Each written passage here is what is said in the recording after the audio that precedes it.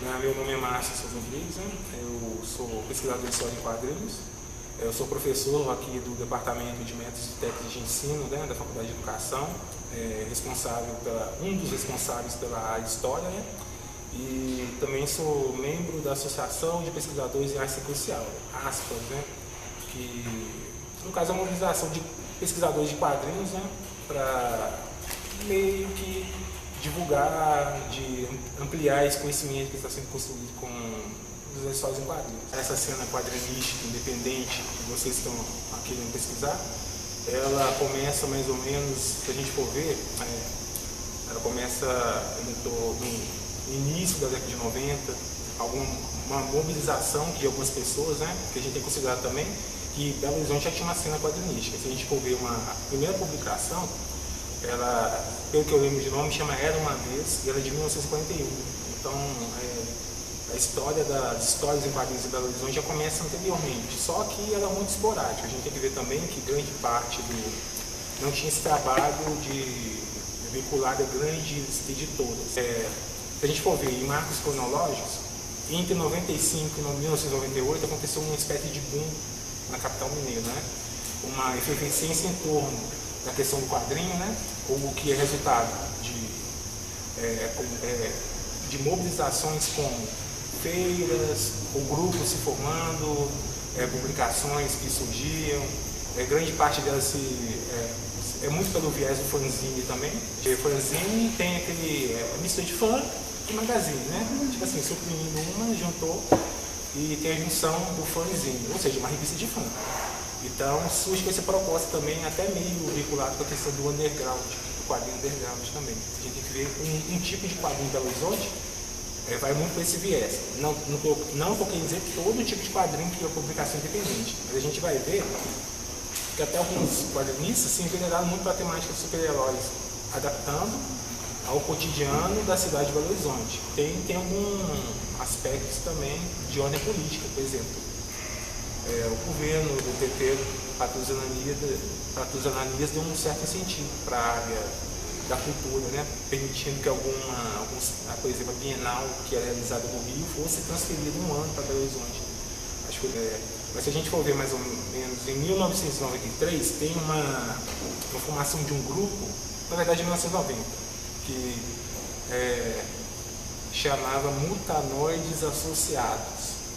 Esse grupo, né, que se reunia em torno da região, mais a periferia, região de Vila Nova, né, até foi aluno da escola, onde surgiram essas primeiras movimentações com o Geraldo Teixeira da Costa. Então, lá foram organizadas algumas das primeiras manifestações mesmo dessa revitalização da história do quadrinho em Belo Horizonte.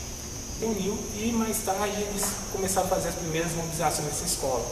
Você pegava o espaço e montaram alguns festivais relacionados à história em quadrinho e até fundaram um grupo, né, que o nome do grupo é Centro Mineiro de Criação e Divulgação do Quadrinho Nacional, que foi fundado em 1993.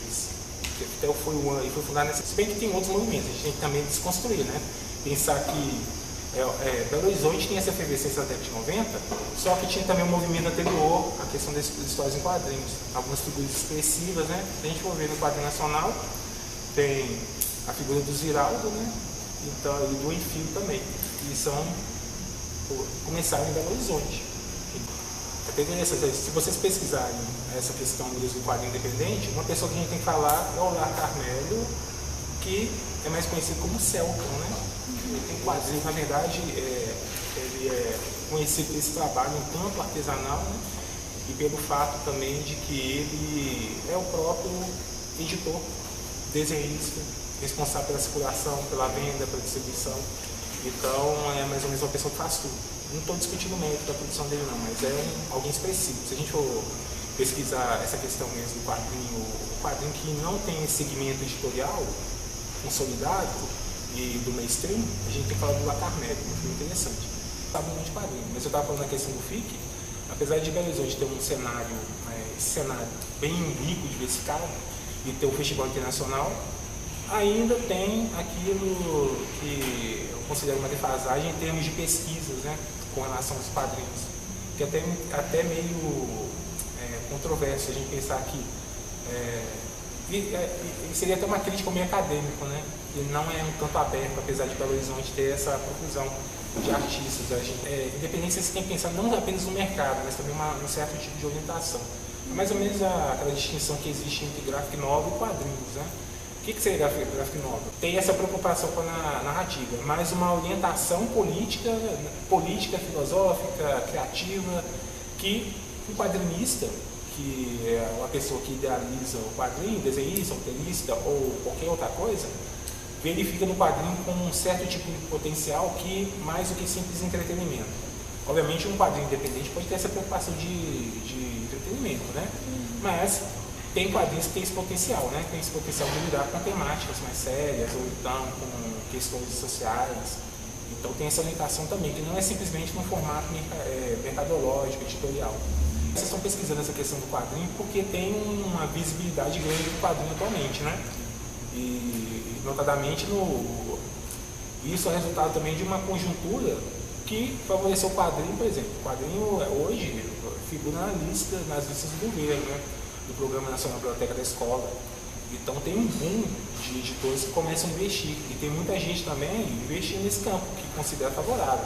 Então até que ponto um quadrinista que surge como independente, depois ele vai ser meio cooptado por esse sistema editorial?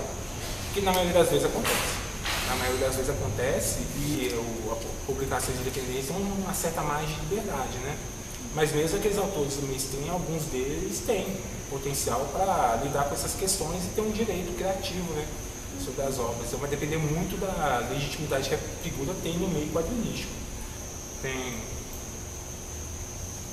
Atualmente, a cena quadrinística ela é favorecida por alguns projetos, né, de colaboração e de incentivo que às vezes nem passa por as grandes editoras.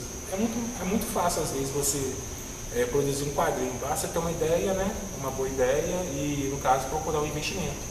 É muito fácil, tipo esse projeto do cartaz, né, que é de colaboração mútua. Então isso vem favorecendo também um cenário de Belo Horizonte. Na verdade, vem consolidando algumas posturas que já se desenrolavam. E muita gente tem produzido nesse sentido. Então, porque submeter uma ideia, muitas vezes, e essa ideia não ser totalmente aceita, né, ou ser cortada, eliminada, a pessoa às vezes se sente que a liberdade criativa dela está totalmente tolhida, né, está cerceada. E muitas vezes não é muito interessante, né? Alguns podem, até se a gente pensar, o La Carmelo, né, o Celta, que na verdade é o nome de um personagem que ele criou, que acabou virando o nome do criador, né, ele tinha esperança, né, porque ele mudou um tempo nos Estados Unidos e ele queria obter sucesso com os quadrinhos lá. Tipo assim, não conseguiu sujeitar aquela lógica do mercado. Até mesmo um Enfio da Vida, que tipo, produziu nos Estados Unidos, não conseguiu lidar bem com um sistema que é totalmente forjista, sabe, de produção em série. Então alguns quadrinistas veem como interessante não estarem sujeitos a essa questão do mercado. Porque vamos pensar, o quadrinista tem que produzir um X número por página, por semana, ou então por mês, que é até estressante, tipo assim, e obviamente tem que fazer o trabalho e tudo. Então é muito mais interessante, às vezes, alguns projetos como esse, de ajuda mútua, né, entre pessoas que nem são do meio quadrinístico, mas para obter um certo tipo de liberdade, né? Liberdade, tipo assim, de produzir aquilo que se quer. E a questão do quadrinho também extrapola, às vezes, algumas barreiras que são geográficas, né? E a maioria das vezes as pessoas têm contato com outras culturas quadrinísticas, a gente tem que pensar isso também. Mas Belo Horizonte também tem algumas temáticas que são interessantes, né, do ponto de vista quadrinho, até mesmo diversificado, não tem como falar qual que seja a especificidade da cultura belo-horizontina em termos de quadrinho. Tem algumas expressões como FIC e tudo, mas vamos pensar, não é uma expressão tipicamente belo-horizontina, porque o quadrinho também extrapola isso. E vamos pensar também a cena independente. Hoje com a internet fica muito mais fácil as pessoas trocarem ideias. Então, a cena independente que era na década de 90 é totalmente diferente. Não existe uma cena independente, uma questão mitológica e tudo, não. Ela está se configurando. Acho que a gente tem que ter dimensão disso, né? Que o quadrinho independente de Belo Horizonte não é, ele está sendo, né? Está sendo forjado na medida que as pessoas veem o quadrinho como algo interessante e investem nele.